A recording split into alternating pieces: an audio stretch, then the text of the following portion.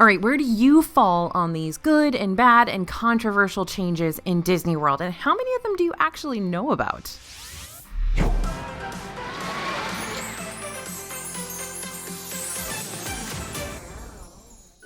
Hey everybody, it's AJ for Disney Food Blog. Change isn't always easy, especially when it comes to switching up the Disney World we've come to know and love. And that's why we're talking about all the changes that everyone seems to love, despite the negativity we're seeing around some Disney decisions. But if you stick around till the end of this video, I'm going to throw out a few more controversial Disney World changes that lots of you hate, and loathe entirely. Not all people hate these changes, but lots do, and I want to see what side you're on.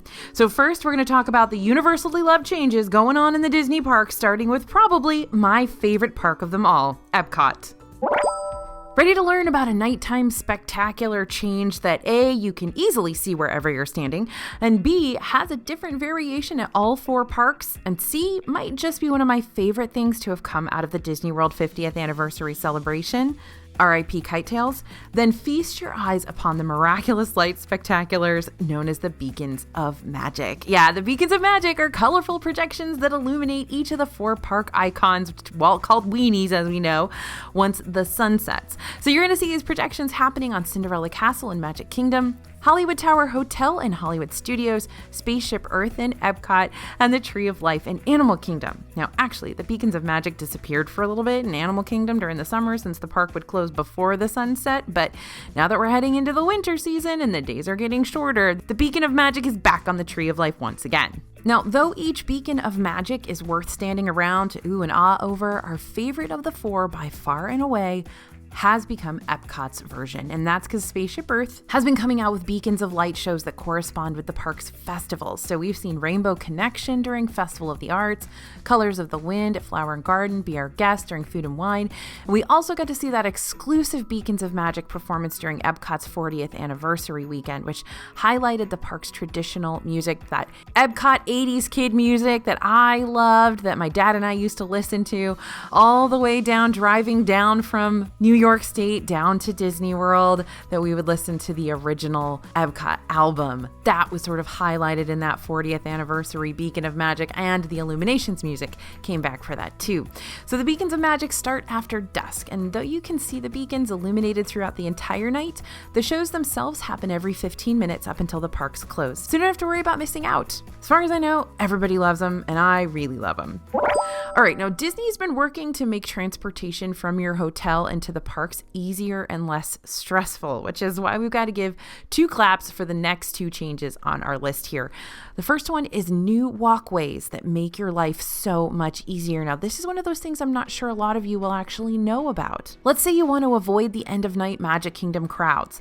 Disney's Grand Floridian Resort and Spa has an answer. Recently, Disney opened up a new walkway pedestrian bridge thing between Grand Floridian and over to the front gate of the Magic Kingdom.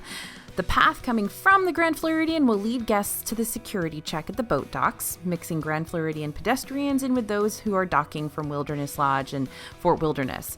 Now, this is honestly an incredible option. I love it. Because if your feet aren't about to fall off your ankles after a day in Magic Kingdom, this is a really pretty walk that takes you directly past Seven Seas Lagoon. You get to Grand Floridian, where you can then potentially jump on a less crowded monorail, not wait in line for quite so long to get on the monorail that's going to take you over to the Transportation and Ticket Center. It just gets you out of those crowds really fast. And it's also great if you happen to have a dining reservation at Grand Floridian or at Polynesian. Now, speaking of, there's another walkway that just opened up not too terribly long ago that connects directly from Disney's Polynesian Village Resort and over to Grand Floridian too. Now, a pathway between these two has technically been around for a while, but with all the construction Polynesian has been experiencing lately with their new DVC expansion and all that's projected to open in 2024, they needed a Plan B walkway. So no, this current pathway isn't going to be as pretty as the bridge you get to cross from Grand Floridian, but it'll still get the job done, and we appreciate the alternative route regardless. So those of you who don't know, you can now walk from Magic Kingdom all the way to the Transportation and Ticket Center if you want to. It's a longish walk. It's going to take you probably about 30 minutes, but you can do that if you don't want to wait in the long transportation lines, the monorail lines, the ferry boat lines. You can now get from the Magic Kingdom's front gate all the way around to the Transportation and Ticket Center, because you've always been able to walk from the Polynesian to the TTC.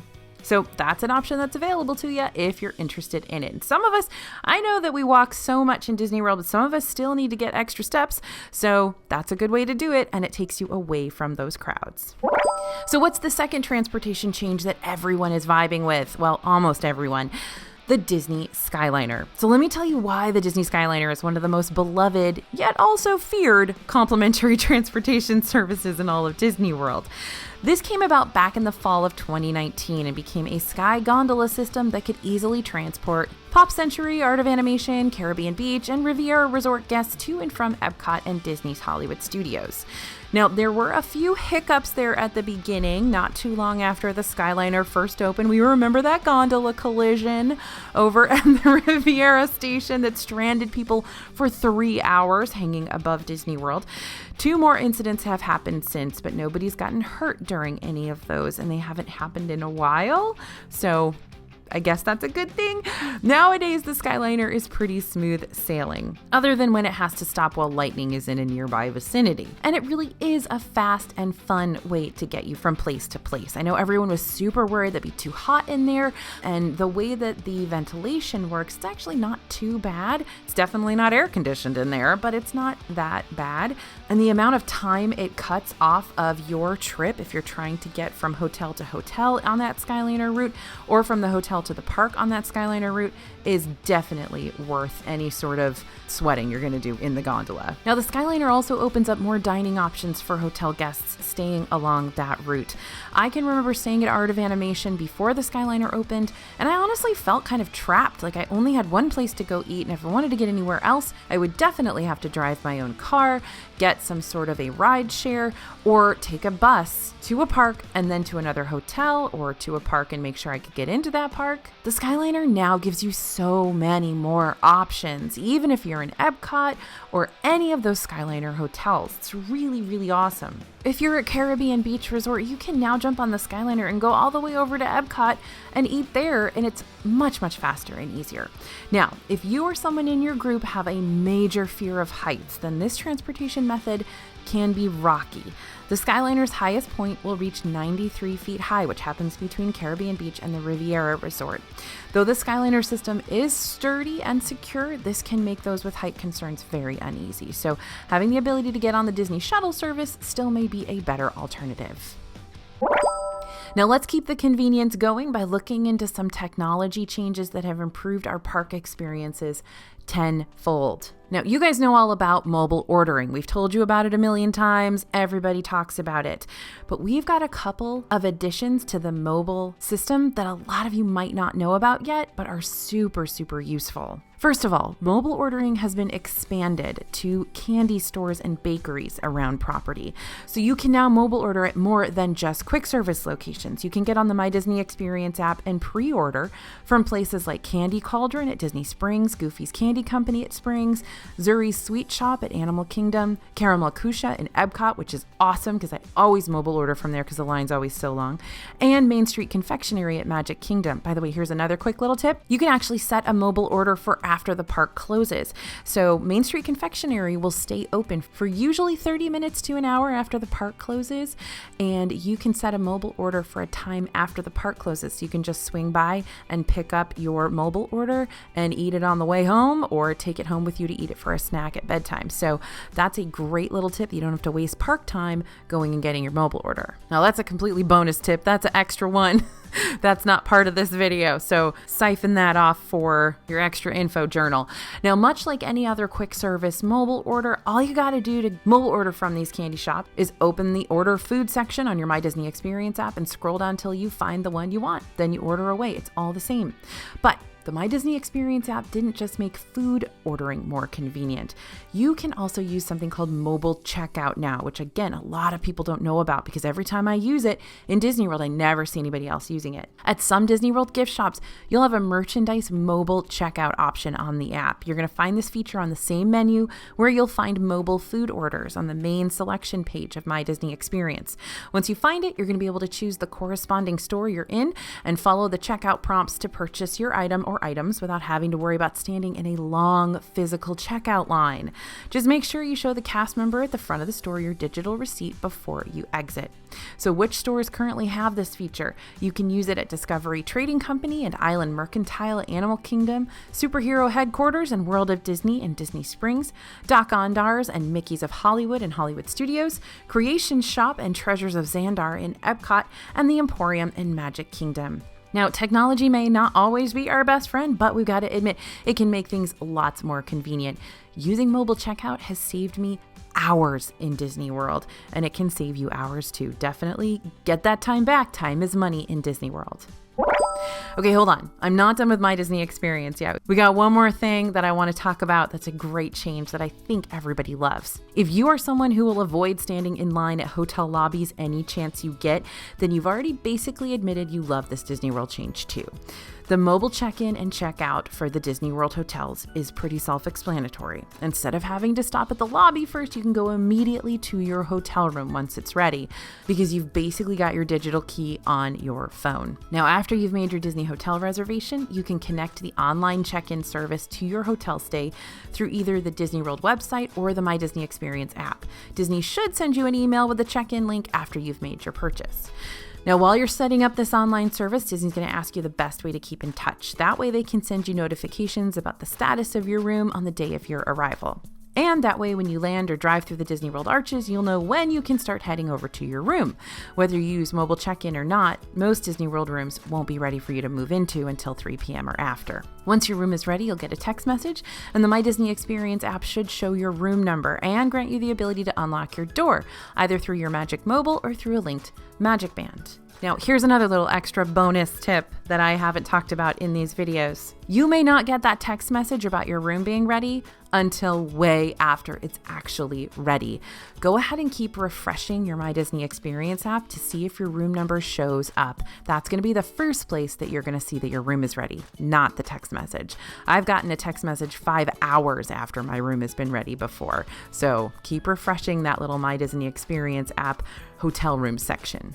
Okay, now when it's time to leave Disney World, no need to swing by the lobby for that either. You can just use the Express Resort checkout service to bypass even more physical lines, because the fewer lines you got to stand in, the better in Disney World. If the whole online check-in, checkout stuff is still kind of intimidating, don't worry, you're definitely still allowed to go through the lobby instead. Not to mention, that's where you're going to pick up any free celebration buttons that you can wear around the parks anyway, and that may be worth your wait. All right, we're all about convenience here at DFE, which is why we appreciate it even before we step through the park gates. Believe it or not, something else that we love at the parks, a change that everybody can benefit from, is faster and easier security at the parks. If we have to have security, let's do it quickly. Back in the day, security screenings were more time-consuming than they are now. If you had a bag of any kind or a stroller too, you'd have to go through a congested bag check area where you'd need to unzip every pocket of your bag before it was thoroughly searched by one of the security cast members. And don't get me wrong, I'm happy Disney has this. I'd much rather everyone be safe than get into the park faster than before, but with this changed security screening procedure, we can have our cake and eat it too. Right now, they have brand new security systems that you just simply walk through. If something in your bag triggers the security check area, then you'll be asked to step over to a bag check area. And the procedure you have to go through will look similar to what it was before. You'll just have less of a crowd to endure. Quick word of advice though, things like umbrellas and certain devices like power bricks and things like that, those will often set off the security checks. Also, if you happen to have a laptop, I always have a laptop with me when I go to Disney World in case I need to stop and get some work done. And so that will set it off too. So if you're able, remove those from your bag before walking through the security screening so the cast members will know exactly what's setting off their red lights. That way you can still manage to bypass the bag check area completely, potentially. Okay, you know what everyone else loves? More room and more stuff in Disney World. So whether you really like the theming around Disney's newest lands, or you're still wondering how Avatar made its way into the Animal Kingdom, you can't argue with what a new land for the parks means. Park expansions are things that everybody universally loves. Now, you may not like the specific theme, but everybody likes when there's more room in the park for people to spread out and there are more attractions for people to experience. Things like Star Wars Galaxy's Edge, Toy Story Land in Disney's Hollywood Studios, New Fantasyland in Magic Kingdom, and Pandora World of Avatar, which is technically a revamp of Camp Mini Mickey, have led to more rides, more shops, and more places to eat. And having all these new places to explore means more places for crowds to spread out during the day. Now, in the future, we may be seeing even more park expansions. During this year's D23 convention, Chairman of Disney Parks Experiences and Products, Josh D'Amaro, talked about some blue sky projects or Disney's way of brainstorming potentials for the parks. Some ideas mentioned were additions like Zootopia and another Moana area in Disney's Animal Kingdom, while just beyond Big Thunder Mountain in Magic Kingdom, we might someday see areas themed around Coco or Encanto or even the Disney villains. But again, we're not getting too hyped about these yet, not until we get some concrete plans and some dates for the areas moving forward. So keep checking back here with us in our latest news updates, just so you can keep up on the status of those projects. Because if there's any word on what's going to happen, we'll be sure to tell you about it ASAP. Now, some Disney World changes keep on making us smile no matter how many times we experience them. Even if they've been around for several years now, they still feel like they were installed yesterday, like this next point, for instance. Now, you know I'm an Epcot girl, and this is an Epcot change, but I think it's a really good one. Let's talk about Spaceship Earth. And no, I'm not going to talk about it being completely revamped because that's still on the table and I'm still upset about it. But back in 2007, so not a recent change, but a change, Spaceship Earth updated their Journey Through Communication dark ride. They added Judi Dench as the narrator, and if you think that was a bad change, then you're wrong, because Judi can narrate anything in my whole life, and I'd be very happy. And the second change, the first home computer, featuring Apple creator Steve Jobs out in his garage, was added. Several animatronics throughout the ride were either updated and switched out too. But the third change that I want to talk about today, that is awesome, and you should love it too, is that interactive ending included with the screen of your ride vehicle as you travel backwards through the dark to descend back to solid ground again. This is when you get to design your future. With, as Dame Judi Dench says, some technologies we happen to know about. Now, the ending now allows you and your ride buddy to answer a series of questions which will determine your future. The ride will use a picture of your face, which they snap at the beginning, and sometimes it doesn't turn out very well, and it's really funny. And they put it on a little cartoon figure so that you and your buddy can star in this kooky little animation together.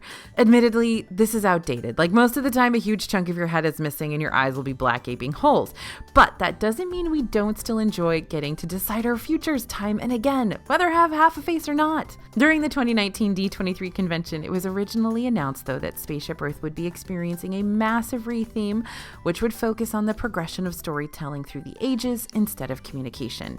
But that has been postponed at the moment for the foreseeable future as Disney's dealing with those 2020 closure delays on a bunch of their other projects. So right now, we still get Dame Judi Dench and we still get creating our future at the end of the ride. So fingers crossed that continues for a little while.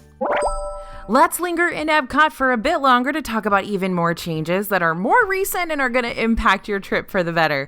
The first Marvel ride in Disney World. Yep, Disney World got its first ever Marvel ride in Epcot.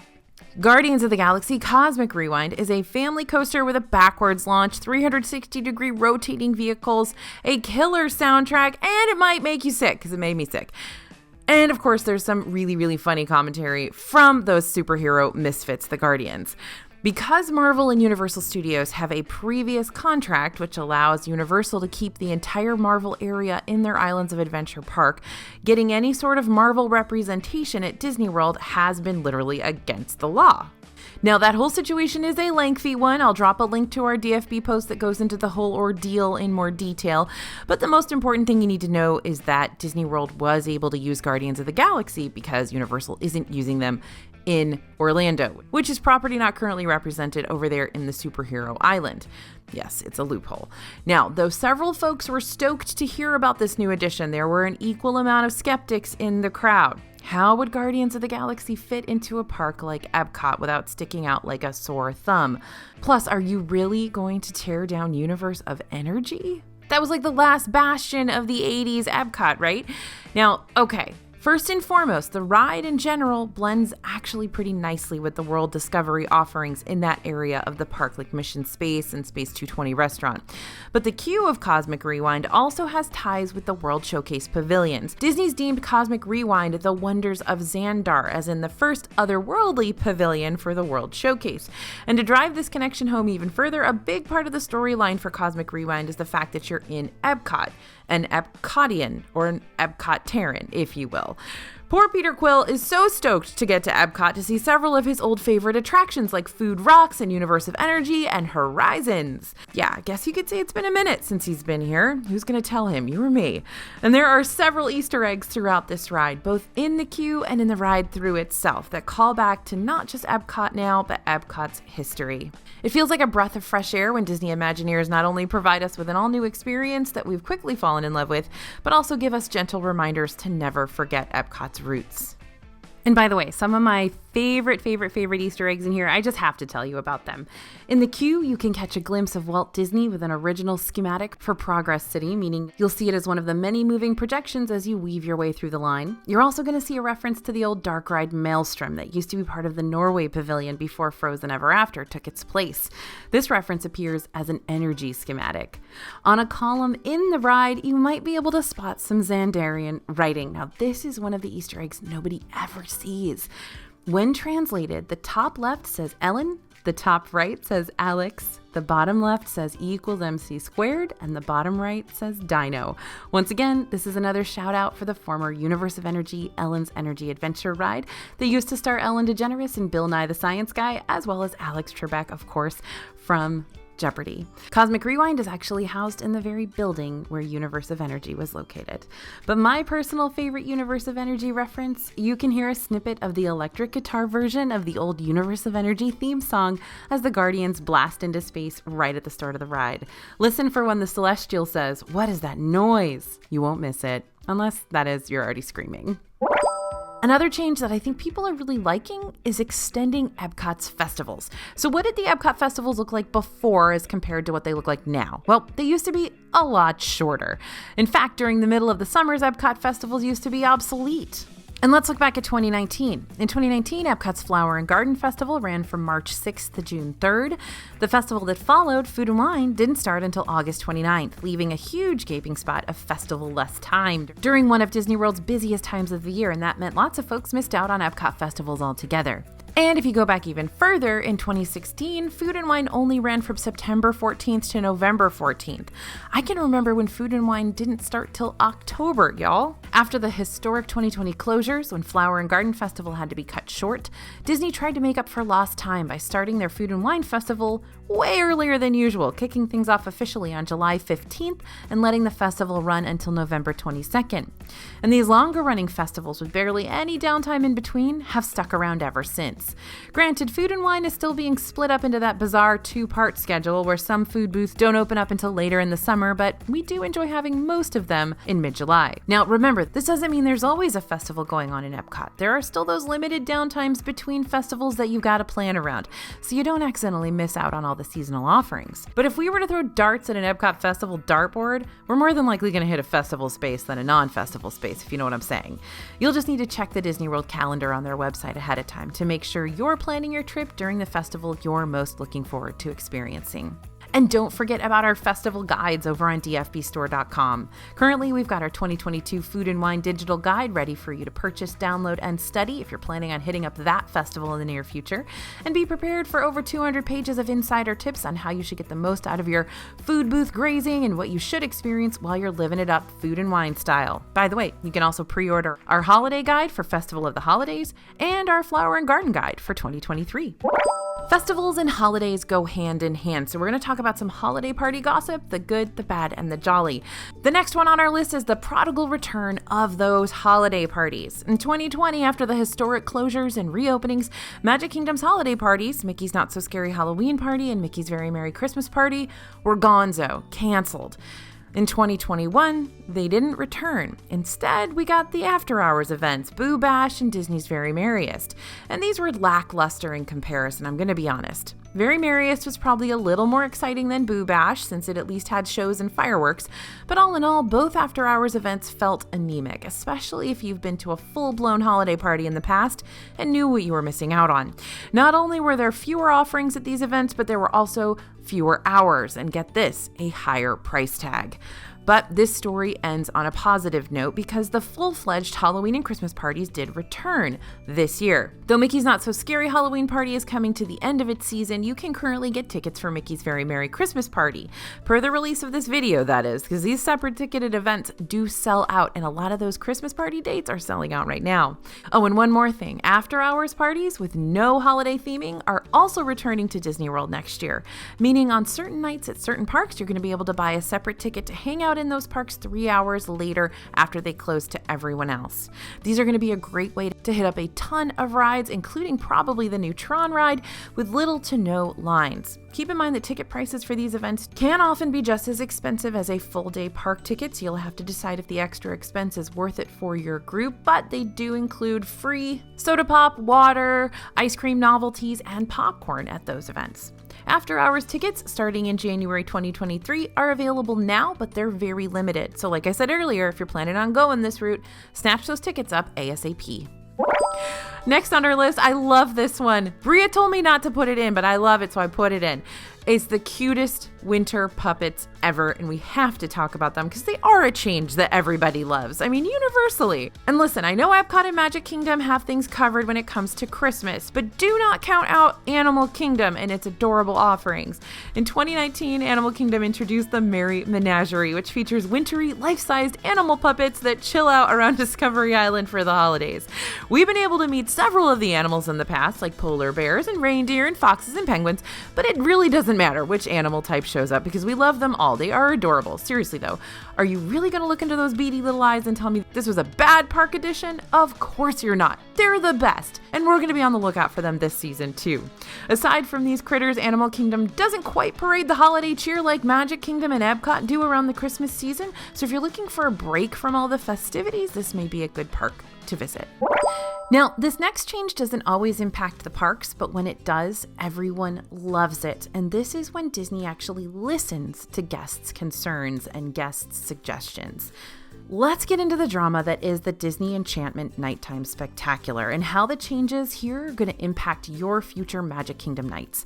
When Disney Enchantment first premiered in Magic Kingdom for Disney World's 50th anniversary celebration, the response from guests was less than Disney was hoping for. People just really didn't like it, and they've never really warmed to it. A big beef that guests had about the show was that it felt like an ad for Disney Plus instead of heartfelt moments like we used to experience during Happily Ever After. The projections felt more rapid-fired like a lot of different movies, but no real magical focus for any in particular. And then there was the fact that there was no mention of the man, the myth, the legend himself, Walt Disney, during the 50th anniversary show. And what about his brother Roy, who helped carry this project to completion? Where was his shout-out? Well, Disney heard the cries of these guests, and at the end of August, a new pre-show segment was added, giving the Disney brothers their time to shine as they discussed the beginning stages of the Florida project projected across Cinderella Castle. For many, this became not just a welcome addition, but the best part about the Disney Enchantment show, period. But wait, that's not the end. During this year's D23 convention, Josh D'Amaro talked about a major change that'd be happening in 2023. Disney Enchantment will be wrapping up its time in Magic Kingdom to make way for Happily Ever After. Now, though the Happily Ever After soundtrack is returning, they did mention that this won't be the same show as it was before, but we're still excited to see what that means and so excited to belt Happily Ever After at the top of our lungs again. If you are a fan of Disney Enchantment, which hey, there are definitely people out there who really do love this show and are going to miss seeing it in the parks, just know that it's still around currently and we're not quite sure when it's going to wrap up, though I'm guessing it'll be around the same time that the 50th anniversary wraps up around March 31st, but I don't know anything. So you've still got time to catch the show before it disappears for good. And this is one of many times that Disney has listened to guests and made changes based on those suggestions. We've got another video around here somewhere where we talk about a lot more of those times as well. Alrighty then, everybody feeling warm and fuzzy, loving Disney World in all its entirety? Great. Seems like the perfect time to discuss universally hated Disney World changes now. Well, they're not really universally hated. They are very controversial though.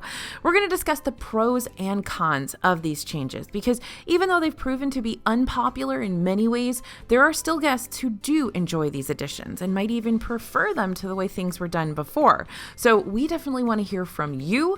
Which ones of these are absolutely not your bag, and which ones are you like, yeah, I kind of like that one. Now, we're going to talk about the changes of a system we've already raved about earlier because it's not all great, and that's My Disney Experience, the app, like in general. Now, there are several parts of the My Disney Experience app that people love. They love the convenience of having those reservations and PhotoPass pictures and digital park maps, where the bathrooms are, etc., all in one convenient place. But then there are guests that really don't enjoy this feature that's become so deeply interwoven into our Disney days. Some people don't want to be stress charging their phone 24/7 just to make sure they can have a successful Disney day without their device dying on them halfway through, and having to stare at your phone all day long to check on reservations, wait times, mobile orders, what's going on with Disney Genie Plus, instead of living in the moment with your family while on vacation. That can be a headache too. My Disney Experience also stripped away a lot of the spontaneity that used to come with Disney World trips. So instead of winging it when it comes to certain things, you got to do a lot more pre-planning than you used to, which is great for those who like to have their ducks in a row before vacation, but not so great for those who like their trips to be more flexible. So if you're one of those folks out there who's like, yeah, I so don't want to stress over all the ins and outs of my Disney Experience when I'm at the parks, then here's the best bit of advice I can give you. Just don't use it. I mean, maybe you'll want to use it for things here and there, like getting a virtual queue for the newest ride or checking out the current wait times around the park, but you sure don't have to use it for everything if you don't want to. Honestly, if you've already got a good idea for how you want to navigate the parks, then you can use the My Disney Experience app as much or as little as you want. You don't have to use it at all. You can, of course, use just a regular plastic ticket to check in and check out of everything. You don't have to buy Disney Genie Plus. You don't have to mobile order. You don't have to do any of it if you don't want to. It's totally your call. Believe it or not, you can go to Disney World without a device. So that's our first controversial point. For this next one, though Disney might have thought it was more convenient for guests, it's been making us feel like we're seeing a whole lot of doubles lately.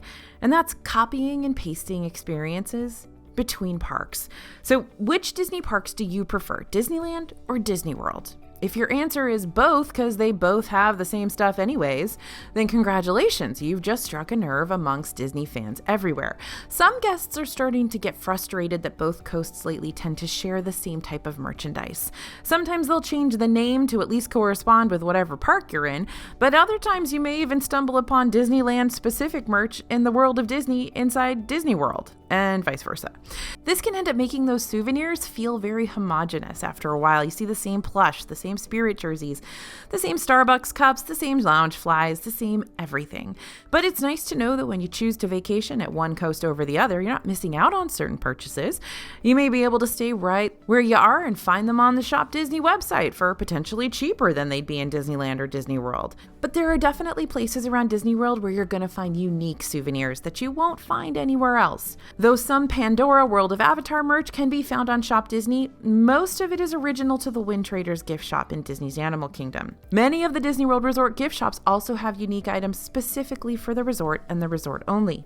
And of course, you can explore a bunch of unique options all at once across the World Showcase. Though some may not be Disney specific, they're still pretty cool. And let me just say that Disney doesn't usually ship food, so those snack souvenirs will always be exclusive to the parks. But if you want a Disney World item that's sold one place and one place only, you can check out our super stylish threads over at the DFB store website. We got shirts featuring the Sanderson sisters, shirts that celebrate your favorite Epcot festivals, shirts with some of the best Disney ride vehicles. Seriously, you could probably browse our site for hours and still stumble on something new that you vibe with. And we're coming out with all the new designs all the time, so don't forget to check back often leading up to your big trip over there on merch.dfbstore.com. Now, by the way, if we really decide to share everything new, can we go ahead and start selling the churro toffee in Disney World too? Thanks. Now, along the same lines, here in our controversial section of this video, many guests have started to feel like the new rides coming to the parks are turning into carbon copies of pre-existing attractions. Remy's Ratatouille Adventure that's now in Epcot, that originated in Disneyland Paris. Same exact ride. Tron Light Cycle Run in Magic Kingdom next year, that was in Shanghai first. Disneyland is getting Mickey and Minnie's Runaway Railway next year too, though it's already been a key player in Disney's Hollywood Studios for a couple of years now. I understand why having repeat rides among the parks can get a little repetitive. After all, when you travel to a new Disney park, if you're lucky enough to do so, whether it be in the States or overseas, you want a unique experience. But let's look at the big picture here. Yes, there are copycat attractions from park to park, but that's not a new phenomenon. When Walt Disney himself decided he wanted to expand Disneyland over to Disney World in Florida, he knew he wanted to carry over a lot of the same OG attractions to that side of the country. That way, people on the East Coast had a chance to experience them too. There's actually a funny story about how he didn't bring Pirates of the Caribbean to Florida because he thought they were close enough to the Caribbean already and they wouldn't be interested in riding that ride. And in many ways, I really love the mindset of sharing is caring. Like, we're getting Tron, awesome, because you may not get to go to Shanghai anytime soon, and that's awesome that we'll still get a chance to experience it. It's also important to look at how many truly unique things each park has. We can see Pixar Pier in California Adventure, explore an entire realm of wildlife in Disney's Animal Kingdom. We can go on an adventure with Albert the Monkey on the Mystic Manor Dark Ride in Hong Kong Disney, and we can journey to the center of the earth in Tokyo Disney Sea. That ride is absolutely bizarre and wonderful. Not to mention there are several copycat rides that still manage to use different features and do make them unique despite sharing a name and concept. Have you ever ridden the Space Mountain in Disneyland, then ridden the one over in Magic Kingdom? Two totally different track vehicles and definitely two different soundtracks. And don't even get me started on the Space Mountain in Disneyland Paris. That one has a high-speed launch and goes upside down. So while some folks aren't too keen on the whole ride-sharing business, it may not be happening as often as it may appear. I mean, take a look at the last Disney World ride to enter the Epcot scene, Guardians of the Galaxy Cosmic Rewind. Totally new coaster that guests are relatively thrilled with. Does that mean it can't appear at another park later on? No, but the point is, new rides and experiences are still happening, even if the repeats may feel oversaturated at times. So try to sit back, relax, and enjoy the unique rides along with those blockbuster repeats. Now, as Sid from Toy Story would say, here comes the big one. Here we go, Disney Genie Plus, the newest My Disney Experience planning tool that everyone either loves to hate or hates to love. I'm going to focus on strictly the premium plus side of this tool, the expensive one, and leave the free part out of this for now. But you can learn a whole lot more about every service Disney Genie offers on our DFB video that goes into every tiny detail of what it means to use Disney Genie in the parks, because that's what we do here. We go into detail and we try to help. So of course this is going to land in the controversial changes part of our video.